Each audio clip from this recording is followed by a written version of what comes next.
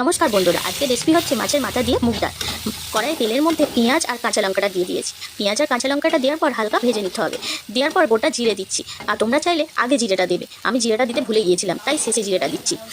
দেওয়ার পর পেঁয়াজ আর কাঁচা লঙ্কাটা একটু ভেজে নিয়েছি। তারপর টমেটো কুচি দিয়েছি, আর টমেটোর সাথে পেঁয়াজ আর কাঁচা লঙ্কাটা একটু ভালো করে ভেজে নিয়ে তারপর আদা রসুন বাটাটা দিয়েছি। আদা রসুন বাটাটাও দিয়ে একটু ভালো করে ভেজে নিয়ে একটু নুন, হলুদ গুঁড়ো, একটু লঙ্কা গুঁড়ো দিয়েছি। দিয়ে মশলাটা ভালো করে কষিয়ে নিয়েছি।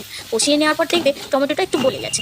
গলে গেলে তারপরে তার মশলাটা থেকে তেল ছেড়ে দেবে। তেল ছেড়ে দিলে তারপর তার মধ্যে মাছের মাথাগুলো, ভেজে রাখা মাছের মাথাগুলো দিয়ে দিয়েছি। মাছের মাথা দিয়ে একটু খুন্তি দিয়ে মাছের মাথাগুলোকে ভেঙে দিয়েছি। ভেঙে দেওয়ার পরে মশলার সাথে আরেকটু কষিয়ে নিয়েছি। কষিয়ে নেওয়ার পর এবার ডালটা ঢেলে দেবো। কার কার মাছের মাথা দিয়ে মুগ ডাল খেতে ভালো লাগে বলবেন কিন্তু কমেন্ট করে। তারপর মুগ ডালটা ঢেলে দিলাম। ঢেলে দিয়ে একটু ফুটতে দেবো ঢেকে।